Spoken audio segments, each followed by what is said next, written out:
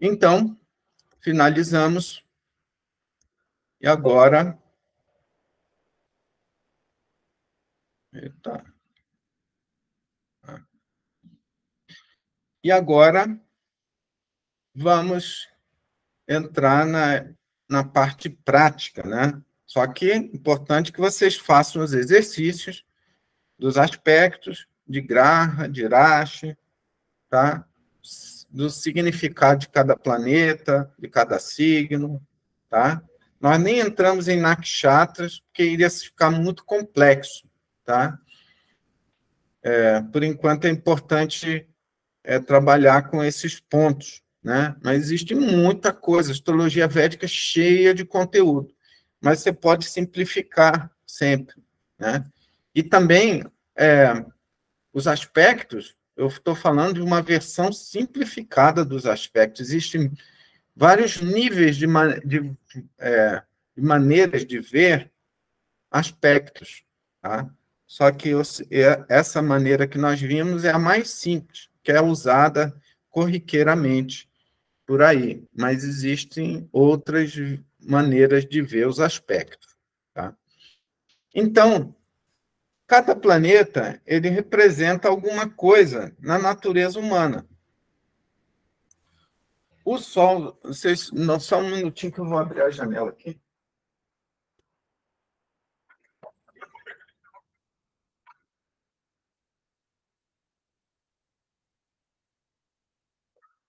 O Sol representa o ego e espírito, o orgulho e o destino. A Lua é a emoção e nossas carências. Marte é energia, onde você se esforça, onde você coloca energia. Mercúrio é o intelecto, como você raciocina. Júpiter é a boa sorte, a expansão, aquilo que frutifica. Vênus é a capacidade de expressar o amor. Cada pessoa expressa o amor de uma forma. E Vênus representa essa capacidade.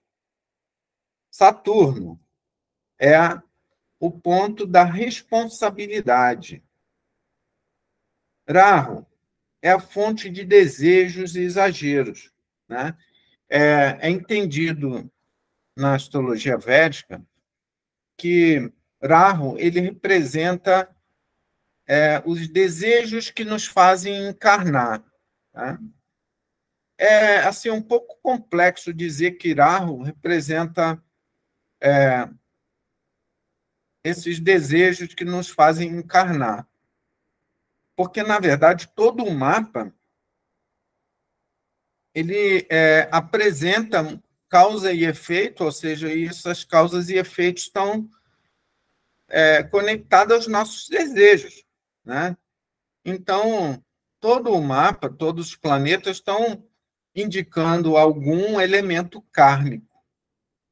Logo, está conectado ao desejo. Causa e efeito está ligado a desejos, né?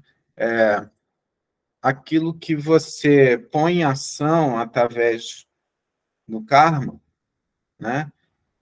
Produz resultados, né? Isso tudo está indicado por todos os planetas. Mas, na simbologia de Rahu, né, ele representa a serpente, a cabeça da serpente, cheia de astúcia e desejos, né? Então, esse simbolismo aí de fonte de desejos, tá? Então, não é uma coisa errada se você considerar onde Rahu está uma fonte de desejos ali que precisa ser realizado. E Ketu? Oi, pode falar, Matheus. Eu perdi o que você falou. Que o Rahu, ele, em algum lugar, é considerado fonte de... Ele é considerado desejo que leva até uma outra reencarnação, alguma coisa assim. É o desejo que faz você reencarnar. Os desejos. É porque segundo a filosofia hindu, né, nós estamos presos ao ciclo de reencarnações e mortes,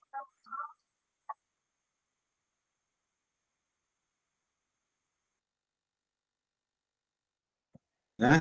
Você tem desejo de ganhar dinheiro, de se casar, de ter uma casa própria, de se formar, de diversos. Todos os desejos fazem você reencarnar, porque você desencarna, mas os desejos estão ali guardados na sua mente subconsciente como apegos. E aí, você, pela lei do magnetismo, vai ser direcionado a uma nova encarnação, né? Então, certo grupos de desejos são, vamos chamar, o carro-chefe da sua consciência, né? Então, esses grupos aí são representados por ar, tá? Mas, na verdade, nós temos muitos desejos, não só os que o Rahu indica, né? Que Rahu estaria indicando aquele grupo de desejos intensos que você tem, né? Mas, na verdade, a gente tem vários outros grupos de desejos, né? O mapa todo está mostrando esses desejos através, assim, por exemplo, da vontade de viajar, através de vontade de ter filhos. Rahu não tem como mostrar tudo, então ele mostra um grupo que é intenso, de desejo, tá? E aí algumas pessoas interpretam que é assim a fonte de desejos mais fortes que nos levam a reencarnar. Mas eu diria que isso é um exagero, porque não é só os que o Rahu indica que nos fazem reencarnar. Ele pode indicar um grupo intenso, mas todos os outros fazem a gente reencarnar também, tá? Gente, Oi. eu não sei se cabe aqui, mas só para me surgiu a questão do planeta retrógrado, né, que muita gente coloca que seria talvez aí os desejos mais intensos, seria uma equiparação com Urá, talvez? Né, na questão de serem desejos intensos, de trazer questões intensas? O Uraho, ele está sempre em movimento retrógrado, né? E o planeta que está retrógrado, ele indica que aquele planeta ele está num movimento de intenso desejo, né? Um desejo assim obsessivo, vamos chamar, né?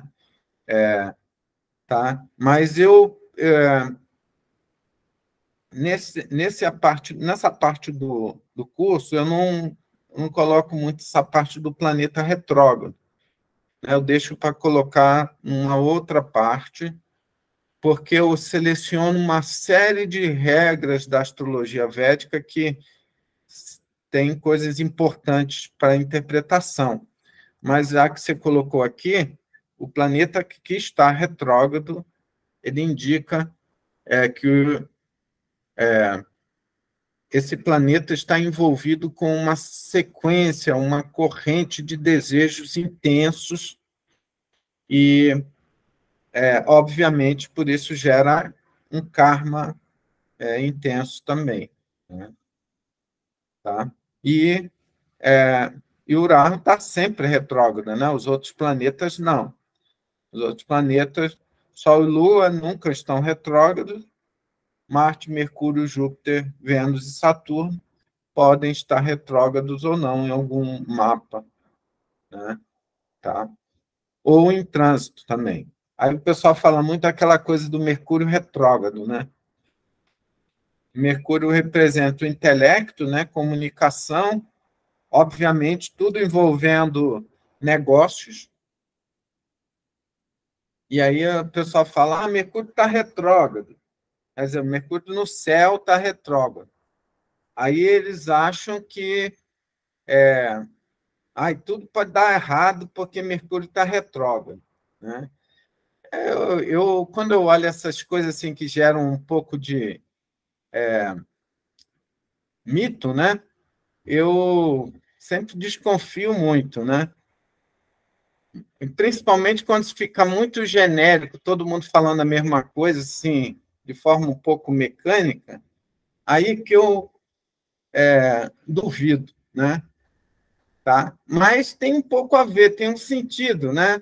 O planeta está retrógrado no céu, o que ele representa, né? Como Mercúrio representa intelecto, ele também tem a ver com comunicação. A gente já viu sobre Mercúrio antes, né? Tem a ver com comunicação, os negócios, compra e venda, né? Então, tudo que movimenta o mundo, né? O mundo está o tempo todo fazendo negócios, alguém comprando alguma coisa do outro, você vai na padaria comprando pão, tem um negócio sendo feito o tempo todo. E aí, de forma geral, os astrólogos, principalmente os ocidentais, falam muito dessa coisa do Mercúrio retrógrado. Os astrólogos hindus não são muito ligados nisso, não. Mas os ocidentais falam muito. Tem um sentido, tá? Mas tem um exagero também, tá? Porque Mercúrio está retrógrado, vai dar problema aqui e acolá, dá problema aqui e acolá, mas também tem muita gente ganhando dinheiro enquanto Mercúrio está retrógrado. Então, por que esse pessoal que também está ganhando dinheiro quando Mercúrio está retrógrado, né? Então, pode haver problemas em diversas áreas, mas também tem muita coisa dando certo em outros lugares. É o que as pessoas não veem, porque elas estão vendo os problemas acontecer com elas, mas não estão vendo que do outro lado do mundo, em outros lugares, outras pessoas estão se dando bem, né? Então, eu sempre critico esses mitos que surgem, né? Na astrologia védica tem um mito que eu não entro nessa onda, que eles chamam Mangalik Dosha, que é o quê? Quando Marte está numa certa posição do mapa, a pessoa não tem compatibilidade para casamento. Aí, olha bem, nós temos 12 casas no mapa. E se o Marte tiver em uma dessas 6 casas, é Mangalik Dosha. Então, a metade da população não tem, né? Evento. Oi. Só um comentário que eu acho engraçado. Meu marido tem, né, no mapa astral, essa questão aí, e ele é metade indiano, né? E aí, quando, em uma certa idade, eles fizeram todas as rezas, sabe? Uhum. Os Sim. pujas, né? Para facilitar, Uhum. por causa do mapa. Então, eles têm até tem pujas mesmo, eles chamam de yagas também, né? E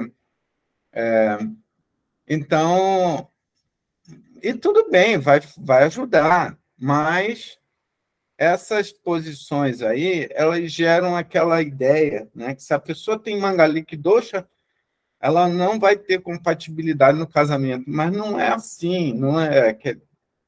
Você tem que olhar o mapa primeiro, com esse Mangalik Dosha é um elemento leve, não é um elemento que decide tudo. Mas fica aquela coisa, igual aqui no Ocidente eles falam,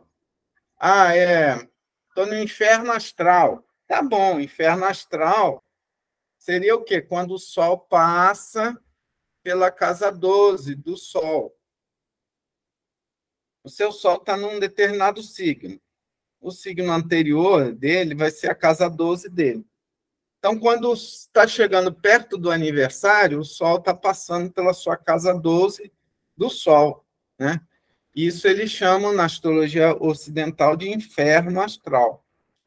É um momento que você deve se recolher, mas não é, assim, embora algumas pessoas podem comprovar que realmente as coisas não ficam legais, mas não é uma coisa assim cravada que vai ser sempre dando errado para todo mundo. Uma pessoa comprova ali, mas outras pessoas não estão nem aí, não está acontecendo nada para eles.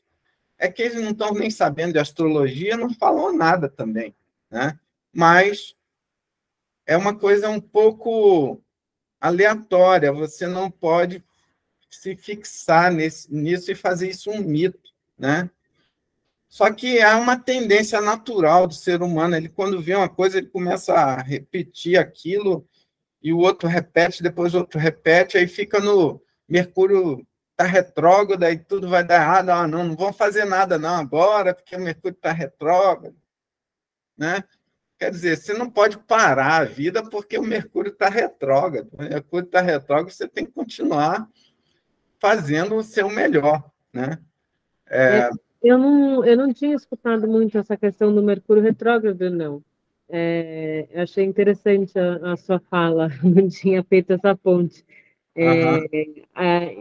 E a minha dúvida mais, mas eu sei que você não tem espaço aqui para falar sobre, era do Júpiter retrógrado, porque eu já escutei que ele fica mais positivo e tal, e ao mesmo tempo eu imagino que o retrógrado, se não raro, difícil, traz essa questão de uma expressão positiva da energia do planeta.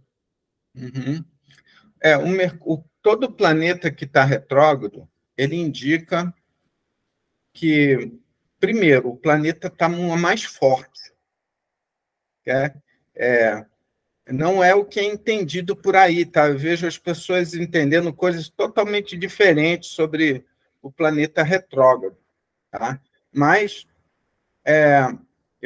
eu fiquei acompanhando por muito tempo, vendo o que várias fontes, inclusive hindus, falam do planeta retrógrado, e umas falam uma coisa, outra fala outra, e aí o pessoal fica procurando a informação, né? Aí fica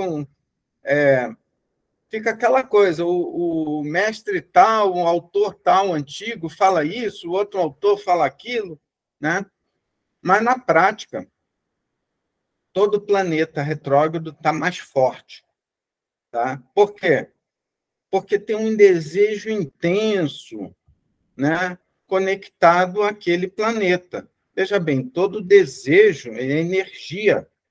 Você, quando deseja uma coisa intensamente, você está colocando muita energia. E o planeta retrógrado está conectado a desejos, né? Só que, como eu falei, né, a filosofia hindu coloca que desejo indica sofrimento, né? Tudo que você deseja muito, qualquer desejo gera sofrimento, tá? Vou dar um exemplo bem simples.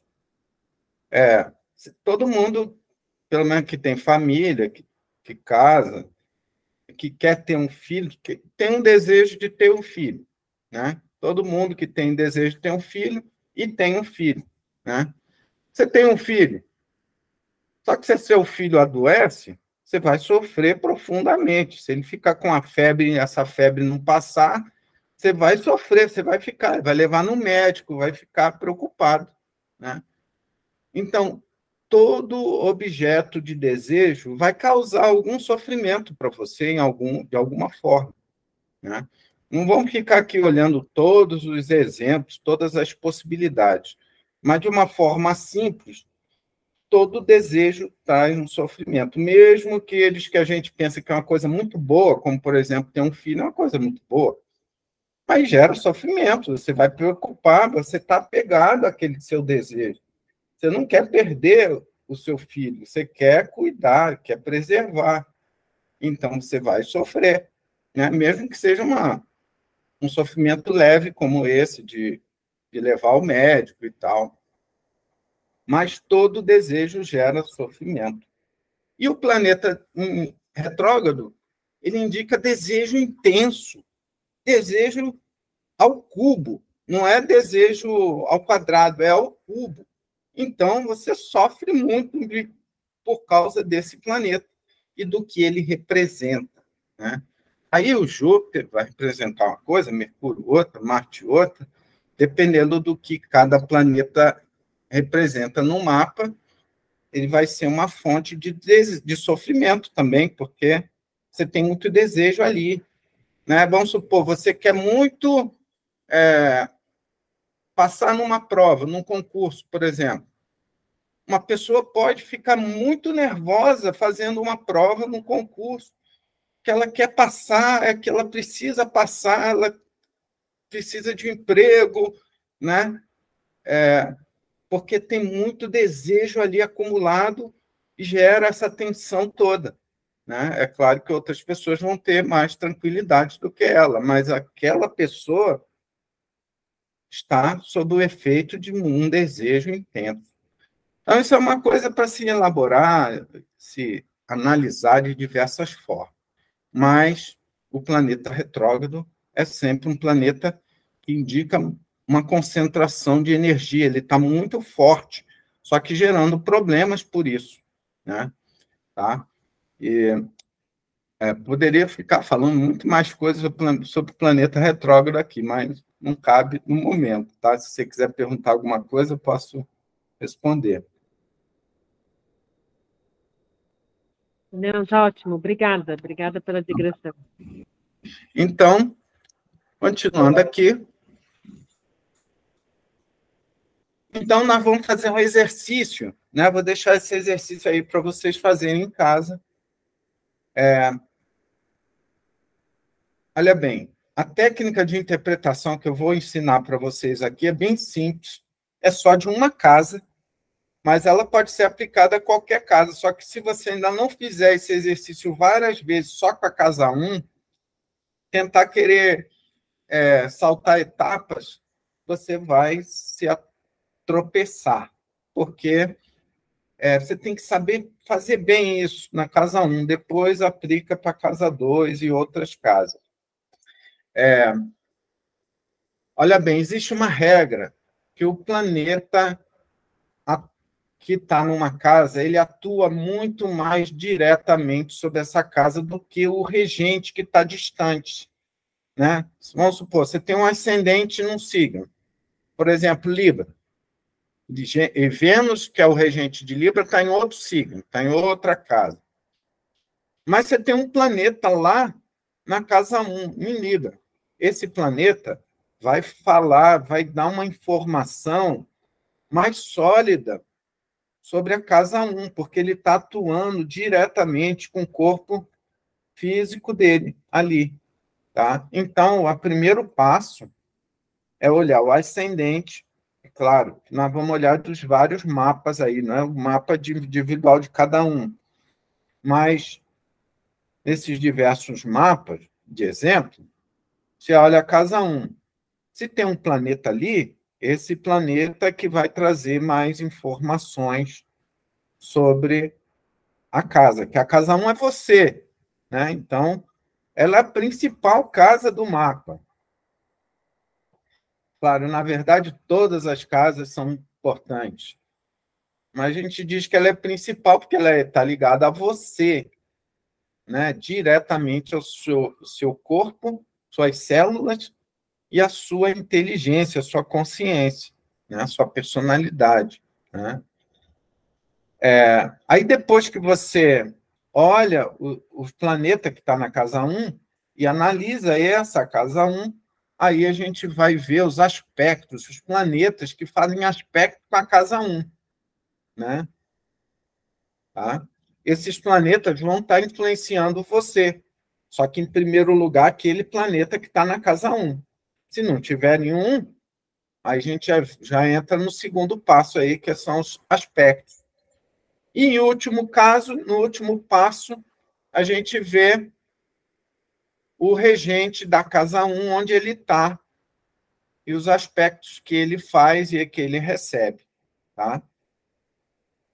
Então, são 3 passos simples, mas você tem que fazer isso várias vezes, não dar salto, não querer inventar, tá? Porque se você fizer isso para casa 1, souber fazer bem para casa 1, você vai depois desenvolver para casa 2, para casa 3, para casa 4 e assim por diante. E eu tenho no meu canal vários vídeos falando de posições de um planeta na casa 1, um planeta na casa 2, para você ter uma ideia. Eu faço de forma simplificada, já para ajudar quem está estudando, iniciando, né? Que poderia ser bem elaborado, tá? Mas a gente tem que ir devagar.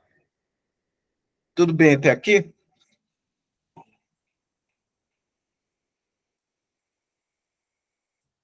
Acho que sim. Bom, vamos ver esse exemplo aqui, número 1. Bom, esse exemplo número 1, tá? Nós vemos o ascendente em Libra, né? E na primeira casa, a gente tem Queto, tá?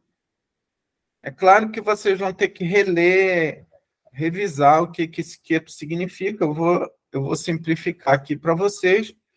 Queto é o planeta do desapego, né? Ele representa o esforço. Ele nem representa o seu esforço de desapego, mas ele representa uma energia espiritual que está contribuindo para seu crescimento, sua evolução e o seu desapego na sua vida. Nós não procuramos o desapego, mas ele vem até nós através de Queto. E quando Queto está na casa 1, ele está influenciando cada célula do seu corpo. Tá? E aí o que ele vai fazer? Ele vai criar um magnetismo. Esse magnetismo que está presente em cada célula do seu corpo vai atrair pessoas, situações, eventos que vão contribuir para você desenvolver o desapego. Né? Então, uma pessoa que tem Queto no ascendente, ela está marcada na vida dela para ela ter vários eventos na vida que vão causar transformações profundas. Né? Por quê? Porque Queto é o regente de Escorpião, Escorpião é um signo de transformação. Ele representa a experiência extracorpórea, né? De sensibilidade, a experiência com o mundo espiritual. Então, uma pessoa que tem Queto no ascendente tem um grau elevado de mediunidade. Só que aqui no Brasil, nós tendemos a pensar que mediunidade é uma coisa religiosa. Né? Mediunidade é uma coisa que acontece com todas as pessoas em algum grau. Só que algumas pessoas que têm Queto no ascendente, essa mediunidade está atuando no seu corpo. E o seu corpo vai estar atraindo pessoas e situações transformadoras na vida. Né? E essas situações são influenciadas por espíritos também, porque Queto representa essa esfera de influência de espíritos. Tá? Só que uma pessoa pode ter Queto no ascendente e nem saber nada de espírito, não saber nada dessas coisas espirituais. Só que aí ele está vivendo, ele é um espírito encarnado e ele está sofrendo influências por aí, mesmo que ele não saiba. Então, ele vai entender o quê? Que várias coisas acontecem na vida dessa pessoa, dele ou dela, e mudam a vida dela por completo.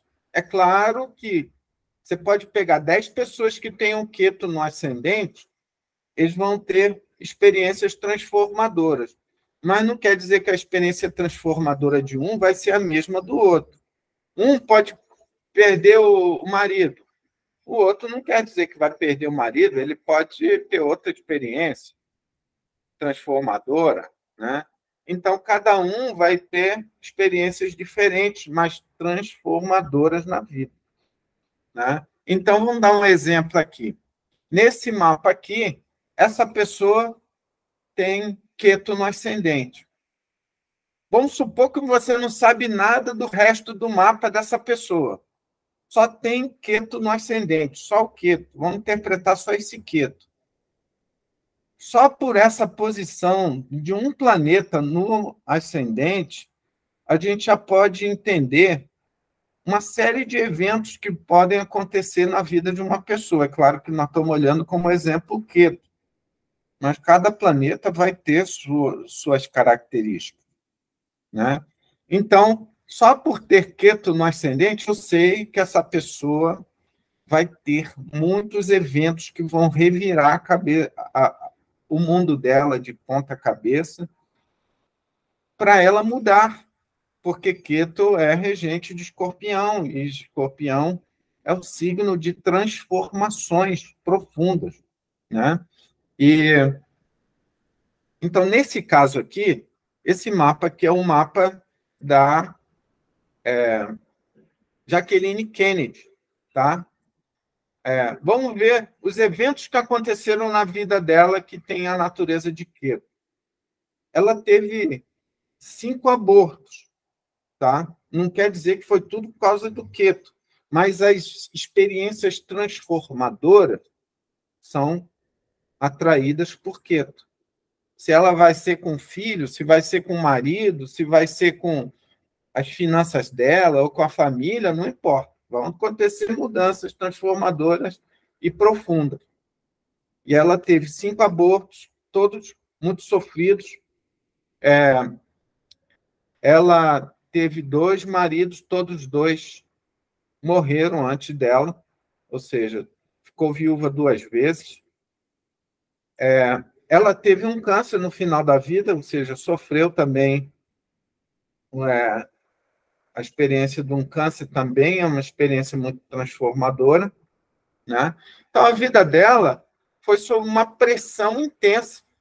Eu conheço várias pessoas que têm Queto no ascendente e posso dizer que a vida de uma pessoa que tem Queto no ascendente é uma vida de muita pressão. É claro que a de um é diferente da do outro, né? A gente tem que saber, assim, medir, né, que não vai ser exatamente igual, né? Só porque Queto está aqui, se você viu Queto na casa um, a pessoa ficou viúva, você não pode querer dizer que toda pessoa que tiver Queto na casa um vai ficar viúva, né? Isso já é generalizar. Tem gente que é assim, vê uma posição no planeta, acha que aquilo define tudo. Não é assim, né? Por exemplo, eu já ouvi pessoas aí, astrólogos, inclusive, viu que uma pessoa de câncer é controladora. Ah, então todo câncer é controlador. Não é assim. Câncer, não, por si só, câncer não é controlador. Mas ele faz o estudo dele dessa forma, uma forma, eu diria, errônea, né? A gente não pode fazer, mas você sabe que Queto vai trazer experiência de transformação constante na vida dessa pessoa, né?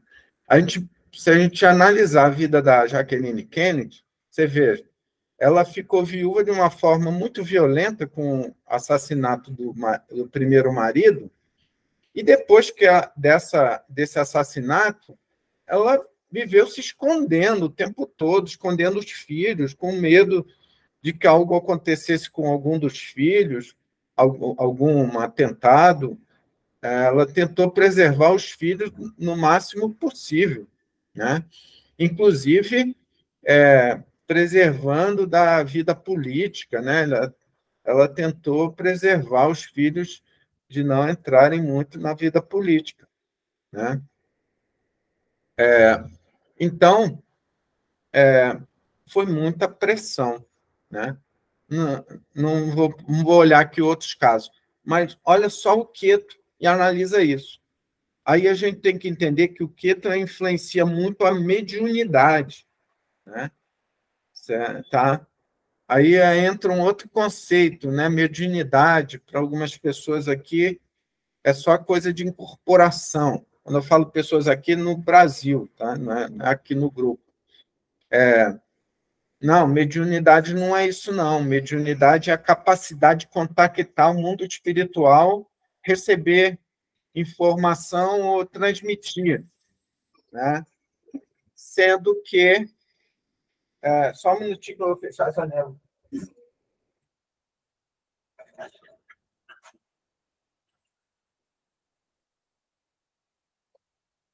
Barulho aqui do... caminhando. Então, a mediunidade, todas as pessoas têm. Às vezes, a pessoa é um artista, tem mediunidade, ele nem sabe. As músicas que ele está compondo está vindo através da capacidade mediúnica dele, ele nem sabe disso, né? E a mediunidade é isso. Várias pessoas têm, né? Só que uma pessoa que tem o queto no ascendente, essa mediunidade está impregnada em cada célula. Ela está num nível muito intenso. Outras pessoas podem ter o queto influenciando a mediunidade da pessoa de outra forma, né? Uma forma mais leve, né? De diversas formas. Tá? Então, a gente vai ver artistas de cinema que têm mediunidade intensa, artistas de música, cantores e compositores, né? Através do trabalho dessas pessoas, elas influenciam outras, né? E aí, se a pessoa tem um nível de consciência mais elevado, ela faz ponte para espírito, inteligências, energias elevadas que transmitem, por exemplo, uma música ou uma ideia para ele desenvolver e trazer melhoras para a população, porque a música influencia a coletividade, né? Tá? Então, nós vamos ver vários exemplos aqui e alguns a pessoa tem a mediunidade influenciando dessa forma. Tá?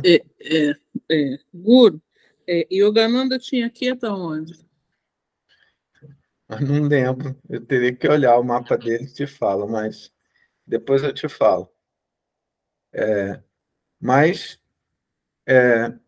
então, eu não lembro não, tá? Mas eu sei que ele tinha o Ketu numa posição bem especial, mas no mapa Navancha, no mapa natal, não lembro. Então, a gente está vendo aqui, ó, só através de um planeta na casa 1, você já sabe toda uma trajetória de experiências que vão ser marcantes na vida de uma pessoa. Né? Você não sabe exatamente qual experiência, se é, de repente, um atentado ou é influência espiritual, assédio espiritual. A gente vai poder identificar isso analisando outras coisas do Ketu, dos planetas, né? Mas você já sabe uma série de experiências que a pessoa tem, tá? E aqui eu também trago aqui para vocês o seguinte: a casa 1, ela está muito conectada a experiências de vidas passadas, tá? Por quê? Você não tem uma energia influenciando o seu corpo à toa, do nada, né? Foi sorteada no jogo de dados espirituais e aí você vai ter esse planeta influenciando todas as suas células. Não é assim, né? Então, aquilo que você tem influenciando o seu ascendente, se você tiver um planeta no ascendente, está conectado a vidas passadas, né? Vamos dar um outro exemplo de um outro planeta. Até inclusive um mapa de uma pessoa que eu fiz. Ela tem Vênus no ascendente e ela é artista, tá? Novamente vou pedir um minuto para abrir a janela que o caminhão já passou.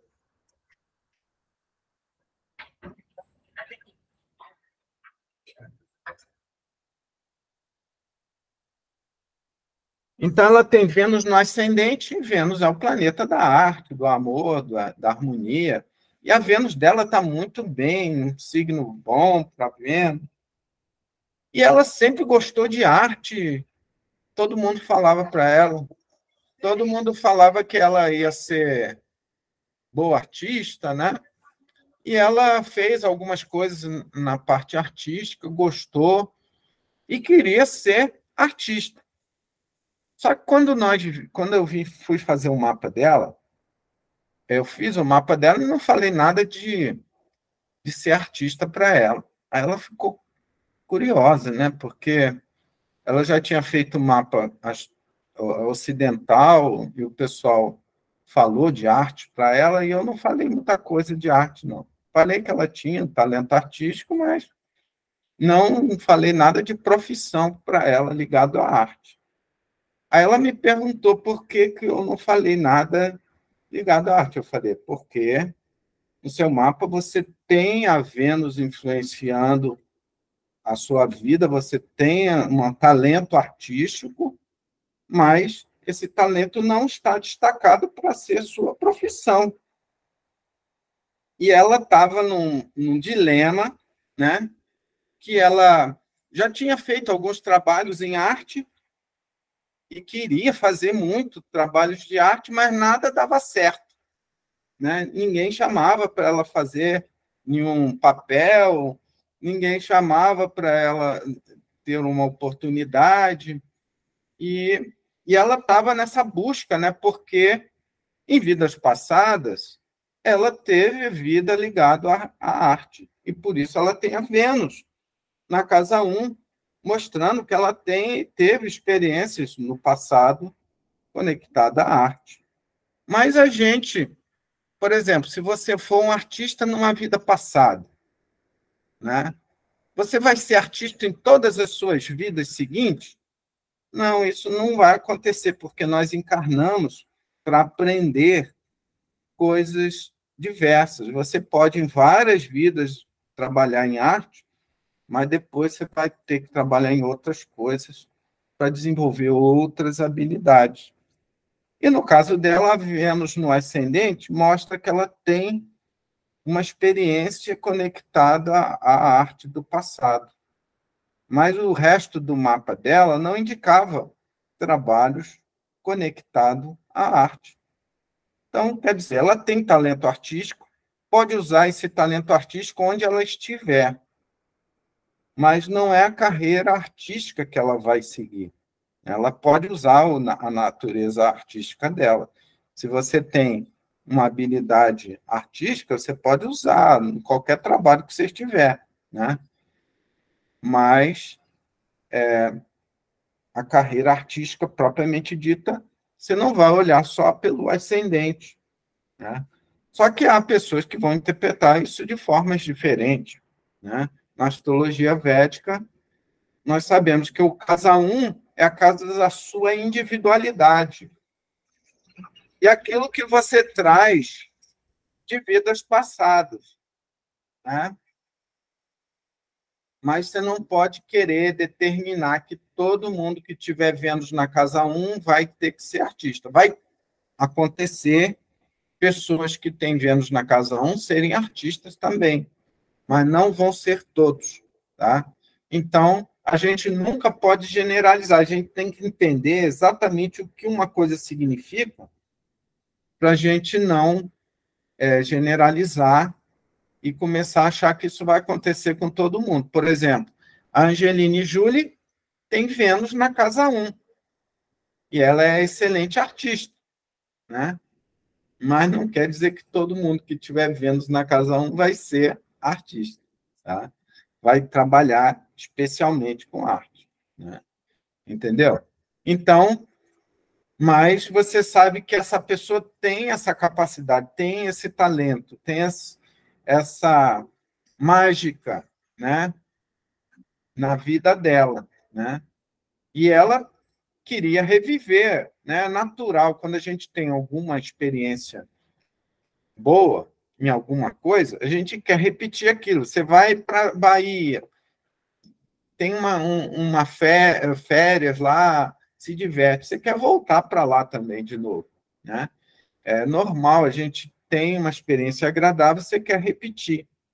Mas nem tudo que você tem de bom numa vida, você vai repetir o tempo todo, né? Você pode repetir uma vez ou outra, mas não vai ser o tempo todo, tá? Então, nós estamos vendo o Queto, né? Esse é o primeiro exemplo, né? E os outros exemplos eu quero que vocês tentem elaborar, né? Por isso, vou deixar aqui para vocês raciocinarem um pouco nos outros mapas de exemplo que tem aí, né? E a gente conversa na próxima aula, tá? Mas se quiserem perguntar alguma coisa aqui... tá. Vamos ver os outros passos, né? Os aspectos que o ascendente recebe, né? Olha aqui, a Lua está na casa 7 e Irahu está na casa 7, fazendo aspecto aqui para o ascendente. Aspecto de Graha, né? Vênus e Júpiter estão aqui em Touro. Touro é signo fixo.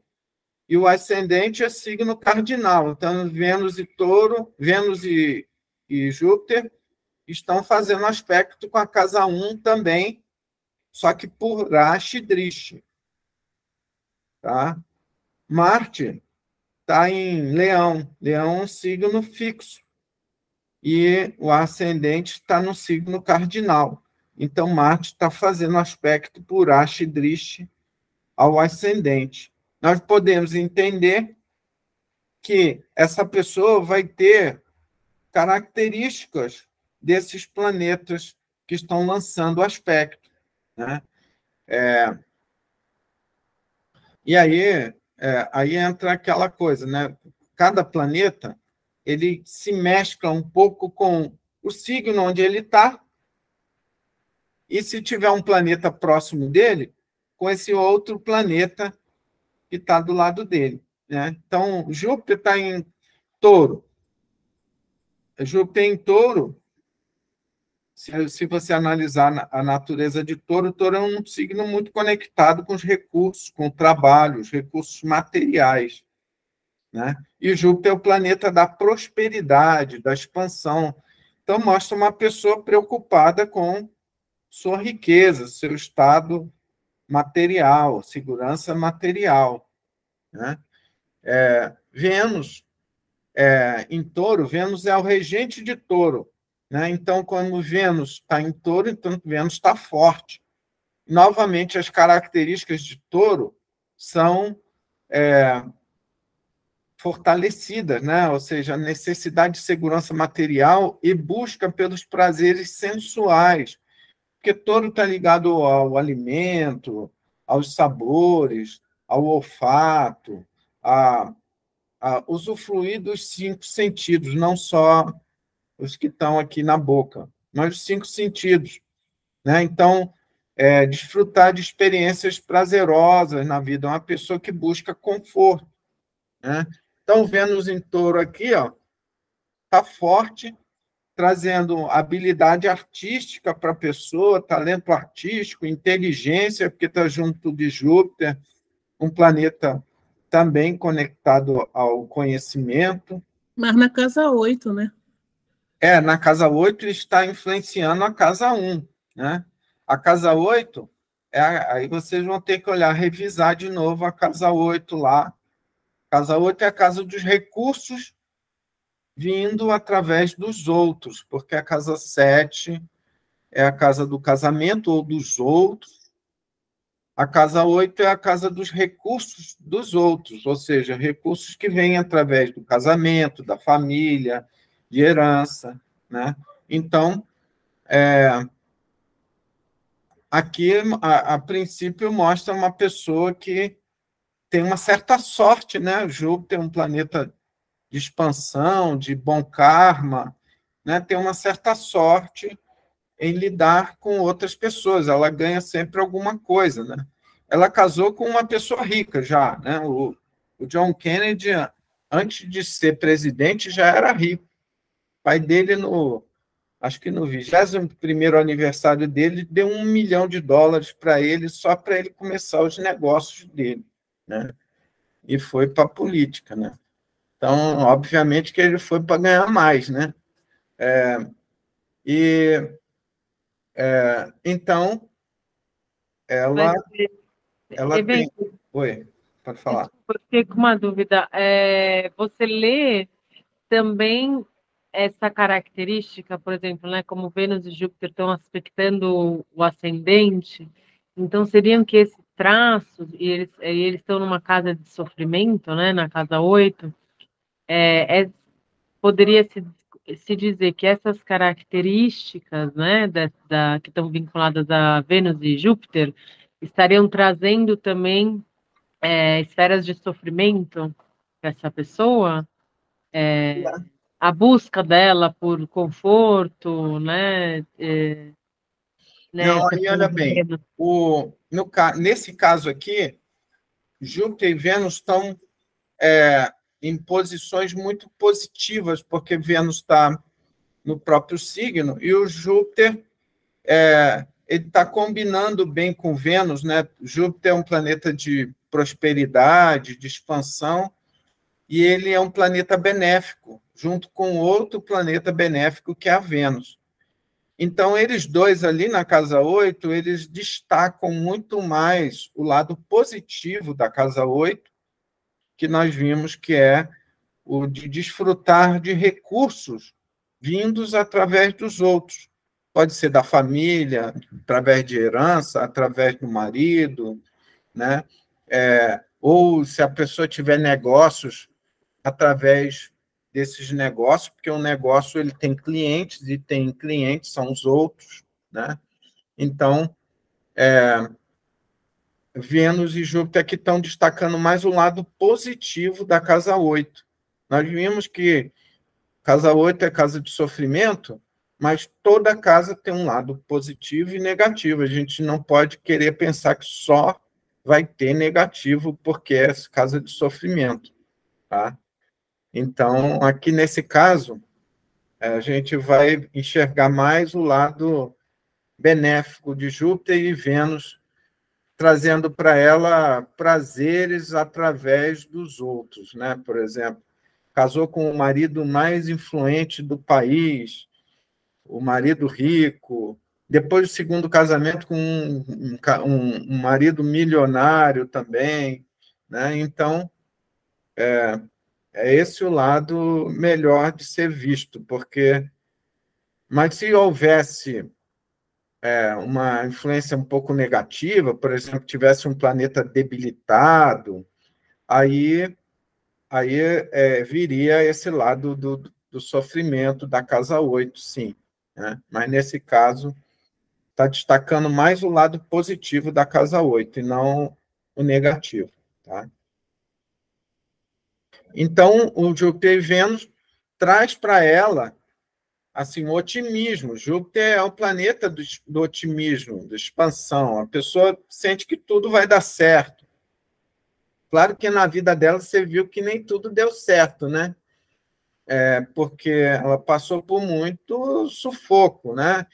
Teve assim, vários abortos antes de ter o primeiro filho, depois marido assassinado na frente dela, do filho, né? Então, da filha, né? E então teve muito sufoco na vida dela, mas ela nasceu com essa coisa assim de que as coisas iam ser boas, né? Porque pela influência do Júpiter.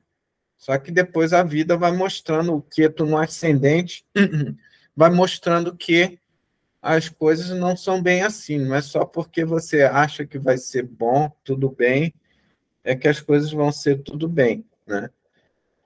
O Queto no ascendente está marcando muito mais o contexto de toda a vida dela do que os outros planetas. Os outros planetas estão dando elementos adicionais, mas não com a capacidade de destaque na vida como o do Queto no ascendente.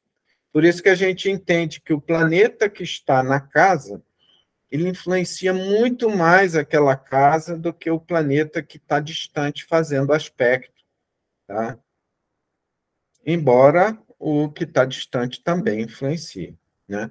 No caso do Marte aí, está na casa 11 é casa de ganhos, né? O Marte está num signo... Aí a gente analisa, né? Tem aquelas tabelas lá que eu já passei para vocês, eu sei que é muita coisa, mas vocês vão ter que ir revisando essas tabelas. O Marte é um planeta do elemento fogo, e está num signo do elemento fogo. Então, ele tem uma certa harmonia em Leão. Então, ele está forte. Né? Marte fazendo aspecto para o ascendente dá autoconfiança e também dá a tendência a pessoa ter ganhos através de diversos meios, né? Aí a gente tem que analisar caso a caso, né? No caso dela, ela se formou, acho que em jornalista ou comunicação, e depois, num determinado momento da vida dela, ela escreveu a autobiografia dela, que foi best-seller na época. Ou seja, naquela época, escrever um livro e ser best-seller mundial é um grande feito, e ela conseguiu, né? Então, mostra que ela não só tinha habilidade para a escrita intelectual, como também para ter retorno, mesmo sendo uma pessoa podre de rica, né? Retorno material com o trabalho dela, né? Tá? Então, Desculpa, a pergunta vai na mesma linha que a anterior, porque eu estou tentando entender como a casa aí influencia nesse aspecto. Essa autoconfiança, essas características de Marte, elas estão mais fortes relacionadas a essa casa, quanto ao aspecto dela. Então, ela, na personalidade dela, ela teria essa confiança, essa ação, esse esforço, mais voltado para os ganhos. É isso? aí no caso, o autoconfiança é porque o Marte está forte, né?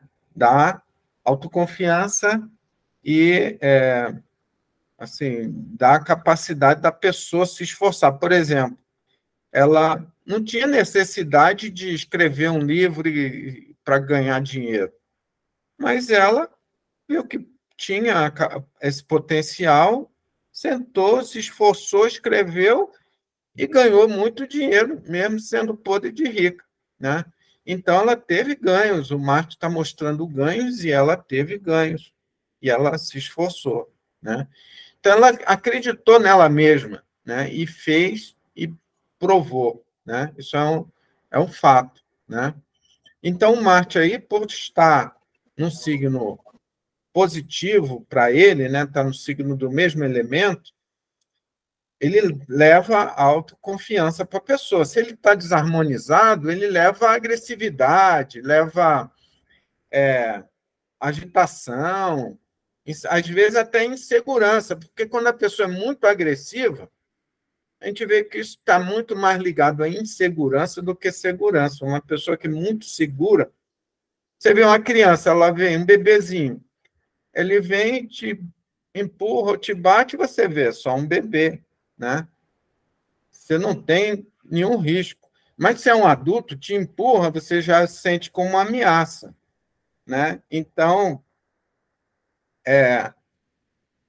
a pessoa que a todo evento já está se sentindo ameaçada, querendo revidar, querendo responder, a gente vê que isso é sinal muito mais de insegurança do que de segurança, né? Então, uma pessoa que tem um Marte bem forte, ela tem confiança, ela sabe do poder dela, ela sabe como ela vai reagir, né?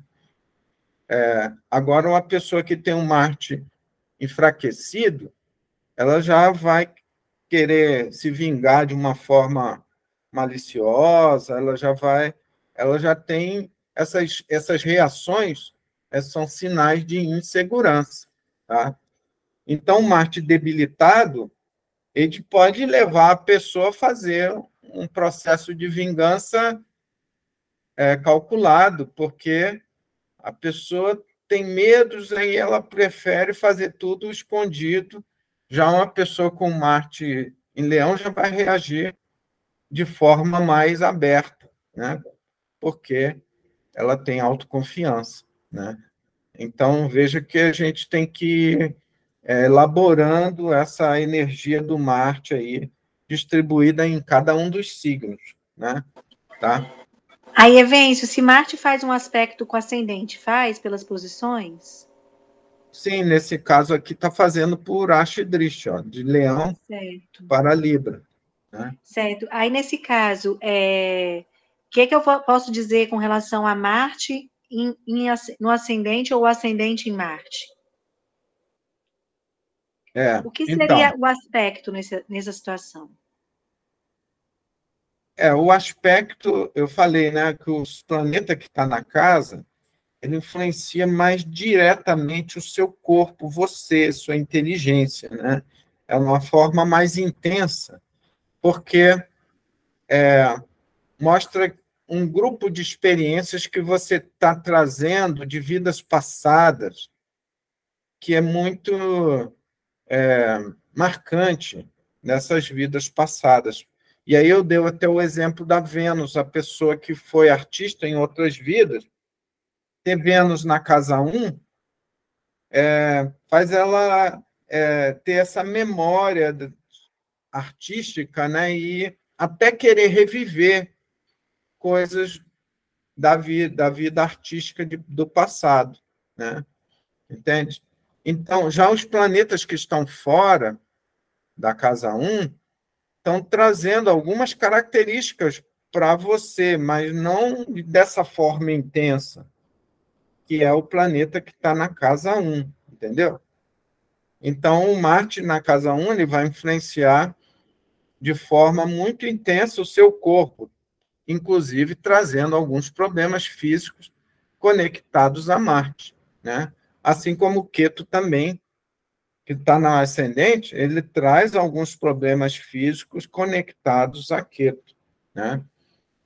No caso de Queto, como Queto representa as coisas mais do mundo espiritual, ele representa aquelas coisas que são difíceis de identificar a causa. A pessoa sente dor de cabeça, enxaqueca e não sabe por quê, né? Tem uma dor até em outra parte do corpo, no estômago, em algum lugar, e não sabe por quê. Vai fazer o exame e não descobre o porquê.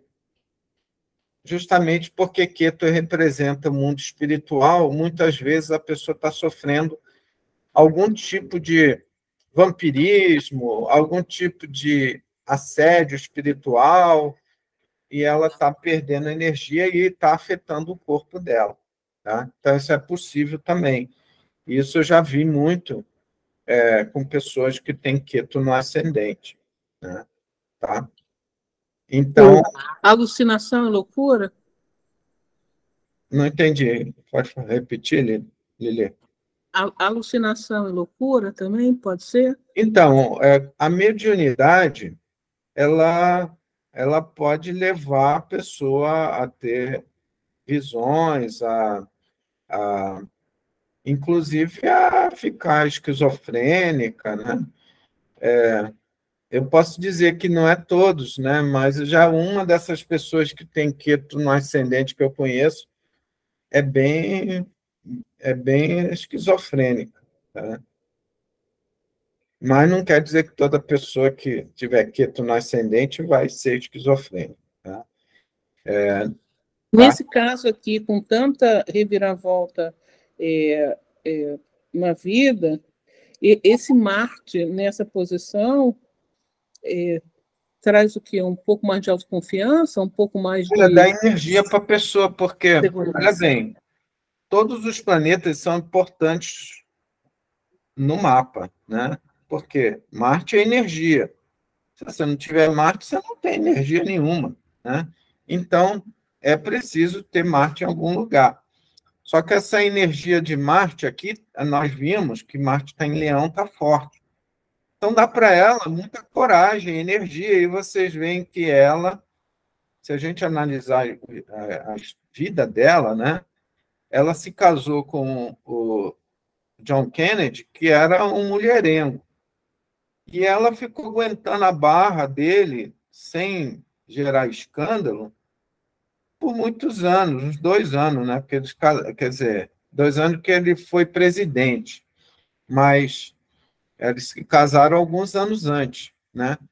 Então ela segurou as pontas por muitos anos para não prejudicá-lo, e você precisa ter energia. Ela teve a energia para se manter firme, né? Ou seja, ela manteve uma moral, né?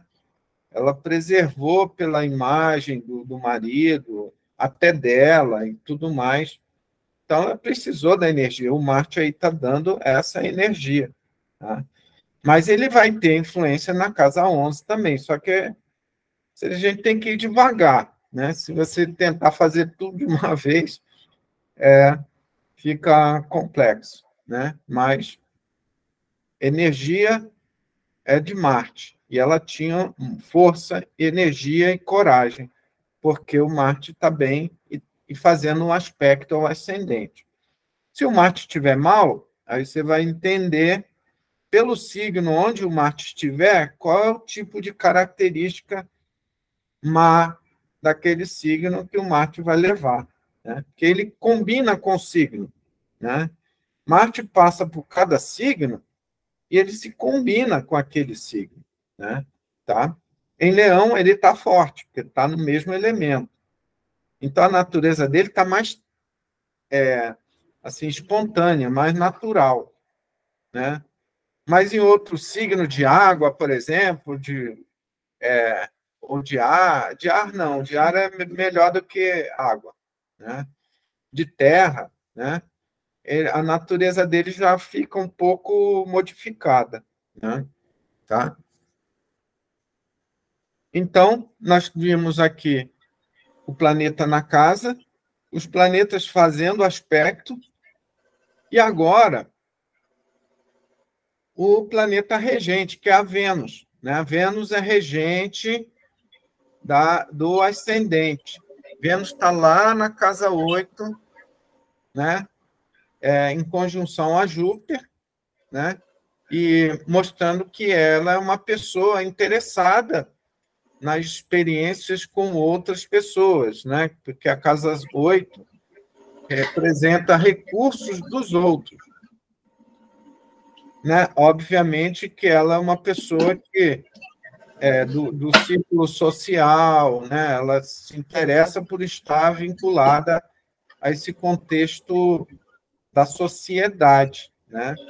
Enquanto o ascendente representa ela própria, o lado oposto, que é o lado da casa 7, né? Representa os outros. Né?